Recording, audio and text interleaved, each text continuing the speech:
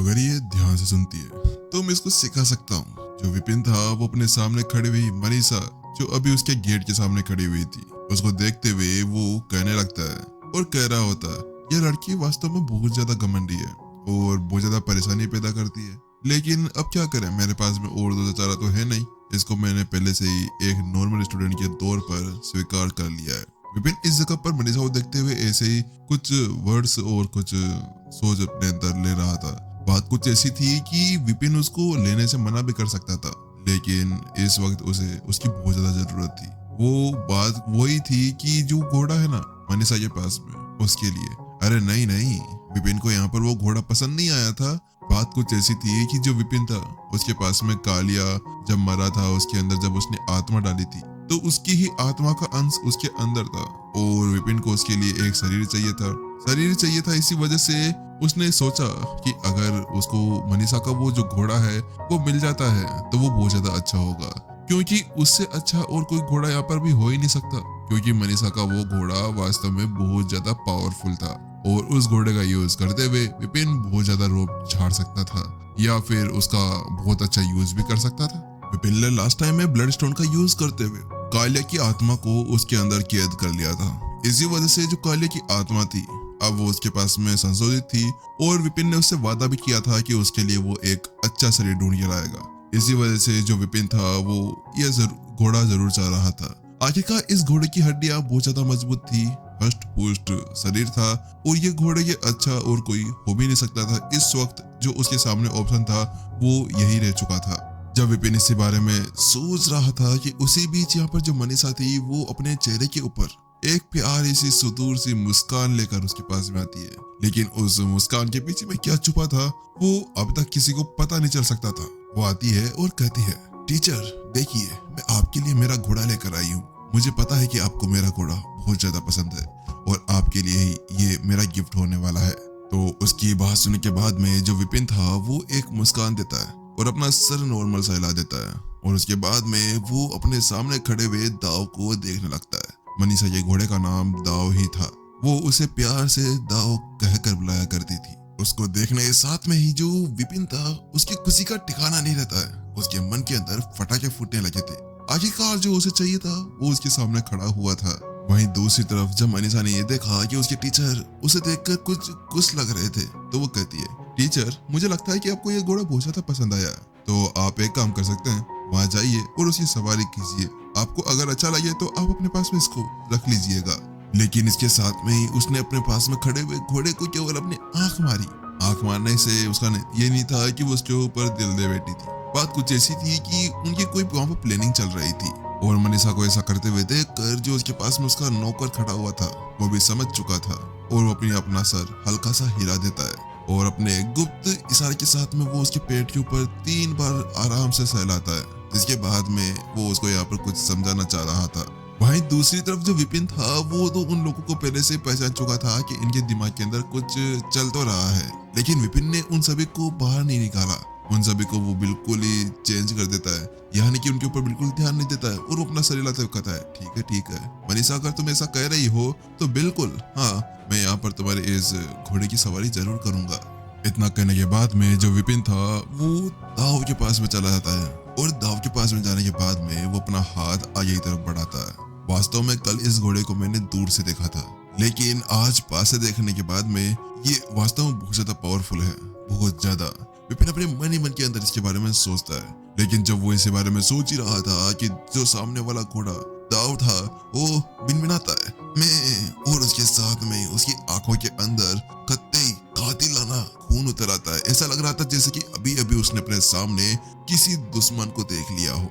वहीं दूसरी तरफ उसको ऐसा करते हुए देखकर विपिन समझ चुका था कि इस घोड़े के मन के अंदर कोई ना कोई कड़वाहट बढ़ी हुई है और इसी वजह से वो घबराता नहीं है और अपना सर, जो अपना हाथ था वो उसके सर के ऊपर रख देता है और मुस्कुरा देता है। विपिन इस जगह पर यह समझ चुका था कि जो दाव है वो उसको मारना चाह रहा था। पहले तो उसने ये सोचा था कि वो बेचारे घोड़े की जान क्यों ही ले, वो उसे मारना नहीं चाह रहा था। उसकी सद्भावना उसके लिए बहुत ज्यादा उसको इनकार कर रही थी, लेकिन ये देखते हुए कि सामने वाला घोड़ा खुद उसको यहाँ पर मारना चाह रहा था तो इसी वजह से विपिन को पता था फालतू में यहाँ पर इसके लिए सद्भावना दिखाना बिल्कुल भी जरूरी नहीं था। इसी वजह से वो जल्दी से अपने हाथ को आगे रखता है और अगले पल वो अपने मन के अंदर से, जो अपनी दुनिया के अंदर था, उस खूनी स्टोन को यहाँ पर एक्टिवेट कर देता है। जैसे वो यहाँ पर वो खूनी स्टोन यहाँ पर एक्टिवेट होता है कि उसके साथ में ही जो कालिया की आत्मा थी वो उसके हाथ से निकलते हुए सीधे दाओ के सर के अंदर चली जाती है। और जैसे उसके अंदर जाती है कि अचानक से उसकी आंखों का रंग चेंज हो जाता है, क्योंकि एक ही झटके के अंदर कालिया ने, जो उसकी आत्मा थी, उसने दाओ के शरीर के अंदर की आत्मा को नष्ट कर दिया था। बात कुछ ऐसी थी कि कालिया की जो आत्मा थी वो ब्लड स्टोन की वजह से बहुत ही ज्यादा पावरफुल हो चुकी थी और खूनी पत्थर का यूज करते हुए उसने जब अपनी आत्मा को ताकतवर कर लिया था तो दाओ की आत्मा, जो एक नॉर्मल घोड़ा था, वो उससे कहीं ज्यादा पावरफुल हो चुकी थी। इसी वजह से उसको यहाँ पर खत्म करना उसके लिए बहुत ज्यादा इजी हो चुका था। लास्ट टाइम हुआ कुछ ऐसा था कि विपिन के पास में ये जो खूनी पत्थर है वो महाराज के उस महल के अंदर से आया था। जब वहां पर कालिया को लेकर आया था तो उसी वक्त विपिन ने चुपके से उस पत्थर को वहां से निकाल लिया था। कैसे, ये तो विपिन को ही पता है कि उसने कैसे किया था, लेकिन उस वक्त वो पत्थर उसके हाथ के अंदर लग चुका था। वहीं दूसरी तरफ जो दाव था, यानी कि उसको दाव नहीं, अब हम उसको कालिया कहेंगे, कालिया जल्दी से उछल पड़ता है, क्योंकि जैसे उसने पाया कि उसकी बॉडी यहाँ पर चेंज हो चुकी थी और वो बहुत ही ज्यादा।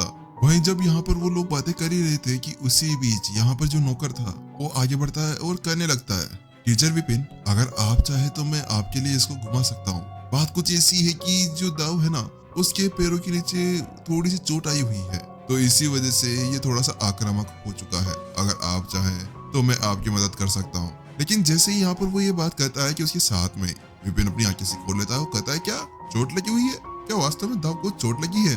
विपिन यहाँ पर थोड़ा सा हैरान था और उससे कहता है, तो उसकी बात सुन के साथ में ही यहाँ पर जो नौकर था वो कहता है, हाँ हाँ, वो बात कुछ ऐसी है कि कुछ समय पहले की बात है, हम जो दाव था उसको थोड़ी सी प्रैक्टिस करवा रहे थे। इसी वजह से जब यहाँ पर प्रैक्टिस कर रहा था कि उसी वक्त अचानक से उसको वहां चोट लग गई। इतना कह रहे, बाद में जो वो नौकर था वो वहां पर इशारा करता है, वो टांगों के बीच के अंदर इशारा कर रहा था। आइए मैं आपको दिखाता हूँ, ये देखिए, ये यहाँ पर है। वो वहां पर इशारा करते हुए उससे कहने लगता है। उसको ऐसा करते हुए देखकर मनीषा के चेहरे के ऊपर एक मुस्कान आ जाती है और मन ही मन में वो सोचने लगती है अब मैं बताऊंगी, मेरे टीचर बनोगे ना तुम, अब मैं तुम्हें एक अच्छा सबक सिखाने वाली हूँ। आखिरकार मेरे को तुमने अपना टीचर स्टूडेंट जो बना लिया है, अब मैं एक अच्छा सबक तुम्हें सिखाऊंगी। मनीषा की खुशी का ठिकाना नहीं रहता है और वो फिर से अपने नौकर की तरफ अपना सर हिला देती है। वहीं दूसरी तरफ जो विपिन था वो भी जल्दी से वहां पर चला जाता है और नीचे जाकर देखता है तो वो पाता है कि वहां पर वास्तव में एक घाव लगा हुआ था।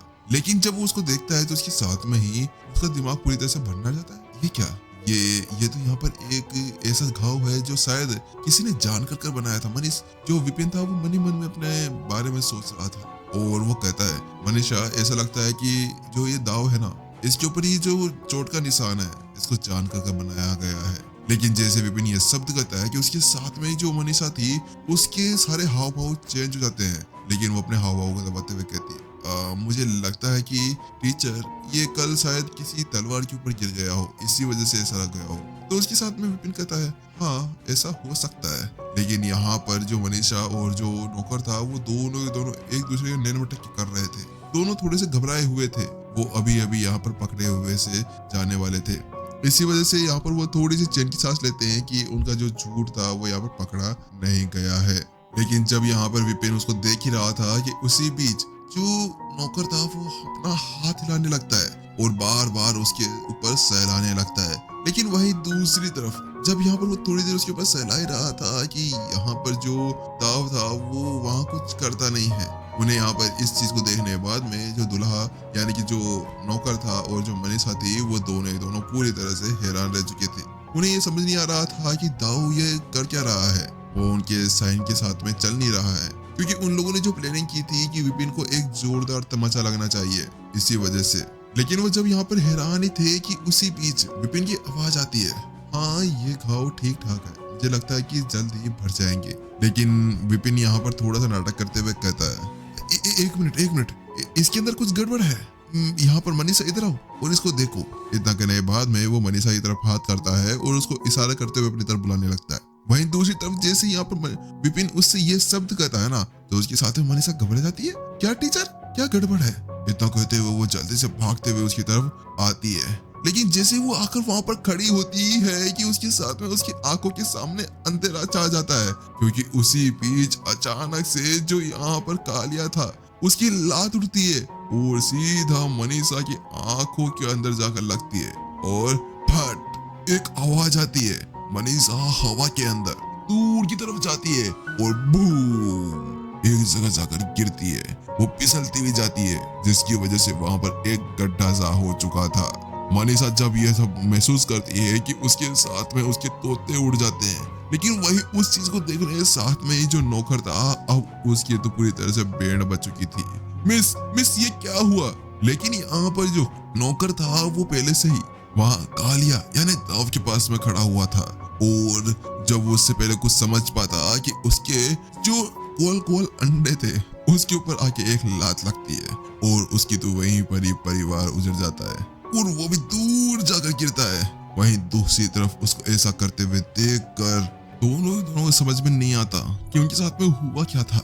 लेकिन उसी बीच उन्हें यहाँ पर जो उनका दाव बेचारा प्यारा सा उनका घोड़ा था, जिनकी वो सहज रहस करते थे, कि वो अचानक से हिन आने लगा था। वो अपने दोनों पैर ऊपर उठाने लगता है। ऐसा लग रहा था जैसे कि यहाँ पर दावली का जो गोल था वो कंप्लीट हो गया हो। और दाव को ऐसा करते हुए देखकर मनीषा को तो अब यहाँ पर रोना सा आने लगा था। उसकी आंखें भर आई थी। ये कितना ज्यादा कमीना इंसान है। नहीं, ये तो एक जानवर है, जानवर। ये कभी नहीं सुधरने वाले। इसने मेरे को धोखा दे दिया। मनीषा अपने मन ही मन के अंदर उसको कोस रही थी।